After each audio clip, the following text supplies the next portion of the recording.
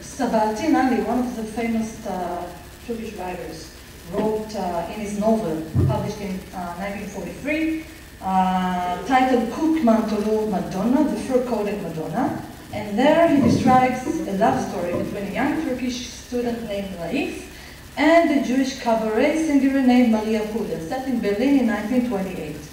In one of the dialogues, Ali writes what many Turks tend to believe, that anti-Semitism is not a problem encountered in Turkey. My father was Jewish, says Maria Puder to Raif. You are therefore Jewish. Yes, might you too be anti-Semitic? Oh no, says Raif, in my country those things do not exist. There were three main religious minority groups in Turkey, and the smallest one was the Jewish one, after the Armenian and the Greek. Although Turkey held no collective historical memory of armed strife with the Jews, such as in the cases of the Greeks and the Armenian. In addition, until 1948, there was no foreign state to support the Jews, again unlike the other communities, Armenian and the Greek. All minorities were called to undergo Turkification process for their integration. And it is interesting to note that compared to other minorities, Jews have been seen as the most reliable and loyal minority to the Turks and to Turkey. I would like to present to you now a diagram made by Sonia Chaptai, trying to answer the question, who is a Turk? And in this diagram you would see that the Jews come closest to the definition of who is a Turk.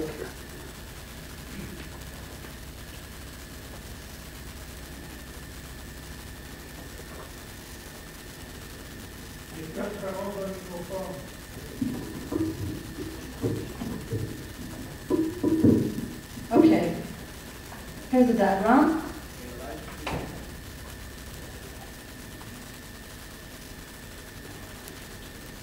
And you can see again who is a Turk. The Jews of Turkey are the closest to the definition of who is a Turk, especially amongst the other communities in Turkey.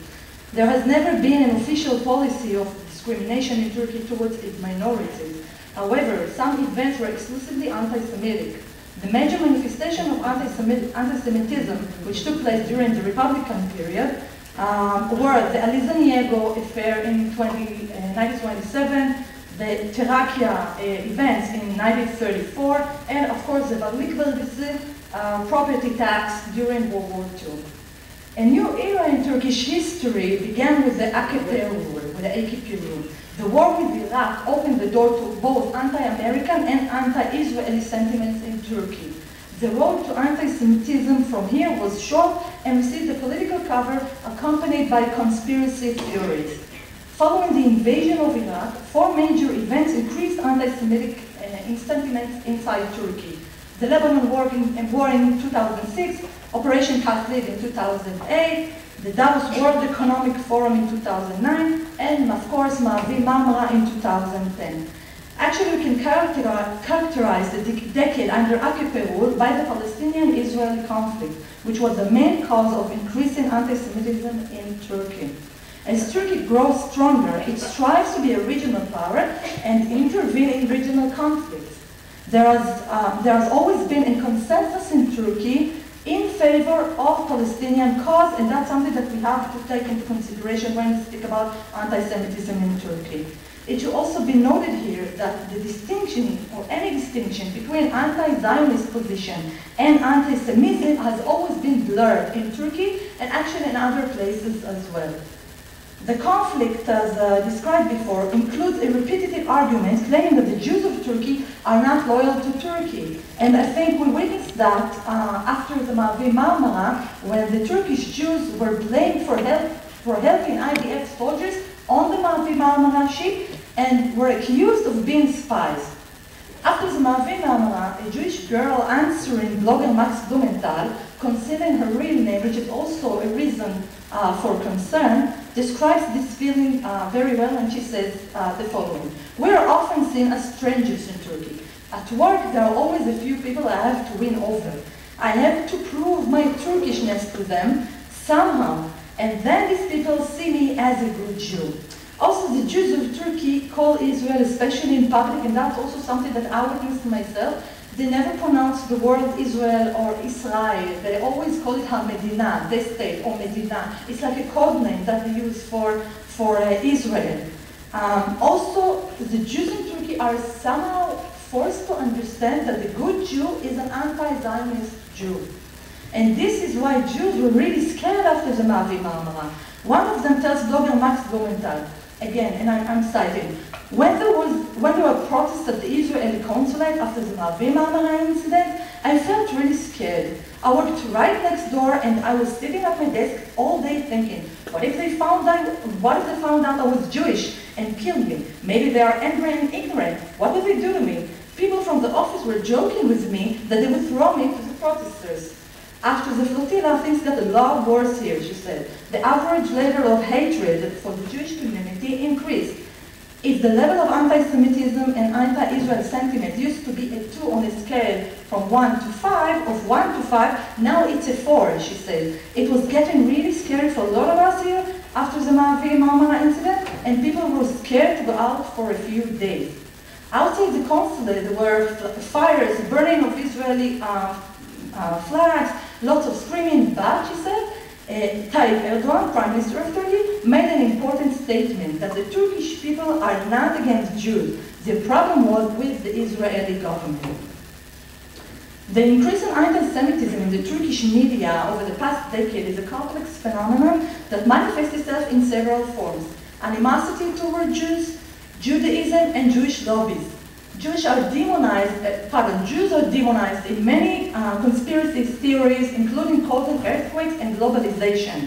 On the 18th of June this year, 2013, Erdogan claimed that the protests raging in Turkey are part of an effort by the American Jewish lobby to undermine the Turkish government, and anti-Semitism directed at Israel and Zionism party is also a part of this understanding or this policy.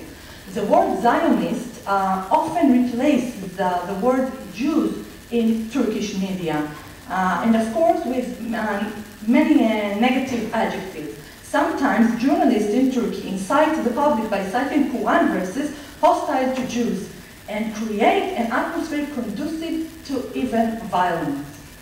All these examples raise questions as to the loyalty of Turkish Jews to Turkey.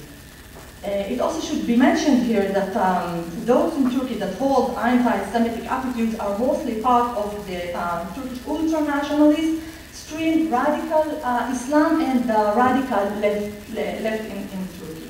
And I would like to give you some examples now of anti-Semitic quotations, all taken from the Turkish media. One of them goes like this. It is the Jews who should read Mein Kampf. Columnist Aslan Tekin of the National Islamic Daily in Iran. He also writes, yes, Mein Kampf should be taught in schools. Everybody should read it and should learn the reasons why Hitler came about. Another example, Hitler was a man of foresight. It is impossible not to admire the foresight of Adolf Hitler. Another example, persecution by Hitler much exaggerated. Also in Vakit, columnist named Hussein Musmez. As for the books are divided into two sections in Turkey. One of them is the classical anti-Semitic literature in Turkish translation, such as the Protocols of the Elders of Zion, Mein Kampf, Kafgam, and stuff, and the International Jew by Henry Ford. I would like to tell you now a story that I'm not sure, I haven't decided whether it's funny or sad, but a friend of mine, whose father is a French journalist of Turkish origin, passed by the international airport in Istanbul a few years ago. I think it was in 2009, when his Mein Kampf was bestseller in Turkey. And then he saw piles of books, Mein Kampf, in their translated into Turkish Kafka. And as in France, there's a law against anti-Semitism, which is something that does not really exist in Turkey. He was so shocked about it that he took pictures. And then the shopkeeper approached him, asking him, excuse me, man, why do you take so many pictures of this book? Are you the author of this book? And the other section of the book, anti-Semitic books in Turkey, is books originally written in Turkish language, set in an internal Turkish context. Such books strongly criticize the current Islamic government, including the Turkish president, the prime minister, and of course the other ruling party members, describing them as pawns in the Jewish scheme to take over Turkey and the world entirely. The books are mostly written by radical Islamic elements in Turkey, which believe that the current Islamic government is not conformist enough. On the other hand, these sorts of books were written by AKP opponents as well, as Erdogan and Gül and their family members were proved to be Jewish again, and thus again collaborate with Mossad and CIA. And I have a few examples of these books here. And the writer Elgun Porad, as I was just updated, is still in jail. He was jailed a few years ago. Some examples from the entertainment world. A blockbuster film called Valley of Wolves was produced in Turkey based on a very popular television series in Turkey. And this movie, by the way, was pulled from theaters in the United States and in Germany. Another example. Who remembers Can Bonomo? Can Bonomo is a young Turkish pop star of Jewish origin that was selected to be the Turkish representative to the Eurovision Song Contest in 2012. When he was selected, some, let's say, journalist was very surprised, and they're actually shocked by this, because this selection actually caused such a stir in Turkey, questioning the fact whether a Jew could really represent Turkey. That's a question that we should think about. As for the government, and since I have only 5 minutes, I think I will skip that part because I think we're all aware of what Erdogan says and what the AKP governmental or officials say about anti-Semitism. I will just have to say a few, just 2 examples.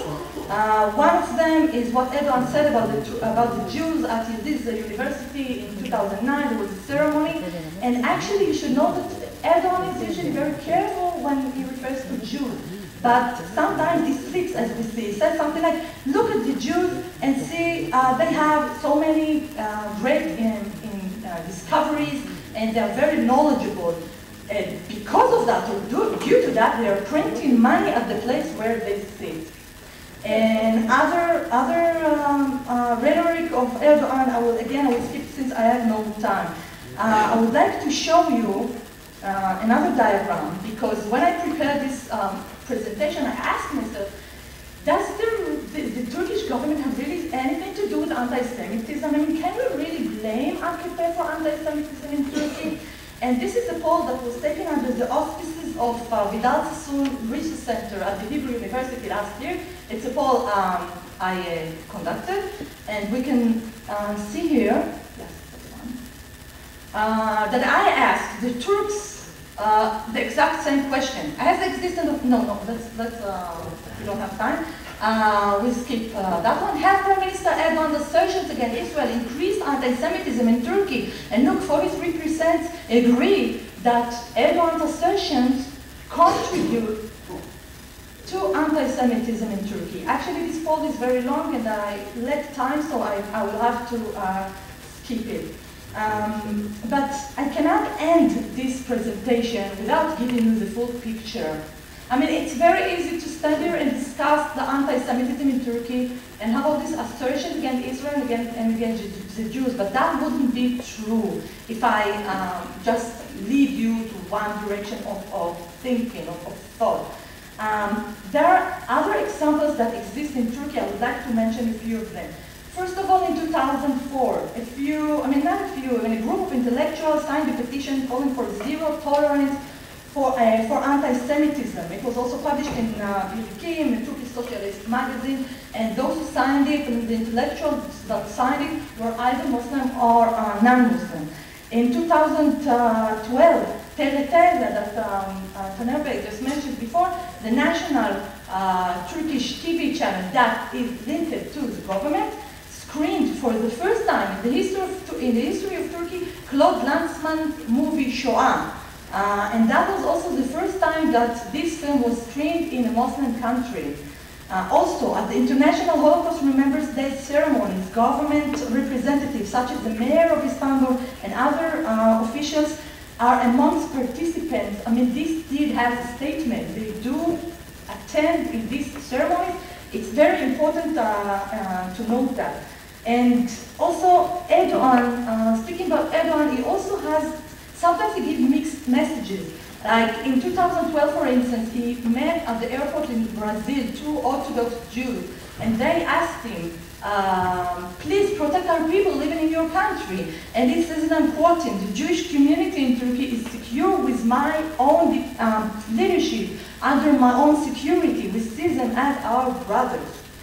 And another example that I think that we tend to forget is that Erdogan received a prize. I mean, he was awarded the prize of courage and courage to care by ADL, Anti-Defamation League. And in that ceremony, he also condemned anti-Semitism in Turkey and in general. If to conclude, there are many other examples of tolerance in Turkey, but I lack time, so I can't really discuss them. So I'll just conclude by saying that anti-Semitism in Turkey has increased during the past decade, namely due to AKP government stance toward the Israeli-Palestinian conflict.